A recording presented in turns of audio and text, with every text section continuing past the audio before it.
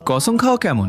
বর্তমান সময়ে প্রায় ৯০% মানুষ ছোট ছোট বিষয়েও কসম খায়, যেমন মায়ের কসম, বাবার কসম বা নিজের কসম। কিন্তু আপনি কি জানেন এই বিষয়ে হাদিসে কি বলা হয়েছে? আল্লাহ রাসূল হযরত মুহাম্মদ সাল্লাল্লাহু আলাইহি ওয়াসাল্লাম ইরশাদ করেছেন, যখন কোনো ব্যক্তি আল্লাহ ছাড়া অন্য কারো কসম খায় তখন সে শিরকের মধ্যে পড়ে। অন্য একটি হাদিসে রাসূল সাল্লাল্লাহু আলাইহি ওয়াসাল্লাম ইরশাদ করেছেন, যদি তোমাকে কসম খেতেই হয় তবে শুধুমাত্র আল্লাহর নামে কসম খাও অথবা চুপ থাকো। আর যখন কোনো ব্যক্তি কসম ভেঙে ফেলে তখন তার জন্য কাফারা দিতে হয়। এই সম্পর্কে মহান আল্লাহ তাআলা সূরা মায়েদাহের ৮৯ নম্বর আয়াতে বলেছেন, তোমাদের সেই সব কসমের জন্য আল্লাহ তোমাদের ধরবেন না যা তোমরা অসাবধানতাবশত খেয়ে থাকো, কিন্তু যে কসম তোমরা দৃঢ় সংকল্পের সাথে খেয়েছো তার জন্য তিনি তোমাদের পাকড়াও করবেন। আর এর কাফারা হলো ১০ জন মিসকিনকে দুবেলা তৃপ্তি ভরে খাবার খাওয়ানো, যা তোমরা তোমাদের পরিবারকে খায়ে থাকো, অথবা তাদের পোশাক প্রদান করা কিংবা একজন দাস মুক্ত করা। আর যে ব্যক্তি এতে সক্ষম নয় তাকে ৩ দিন রোজা রাখতে হবে।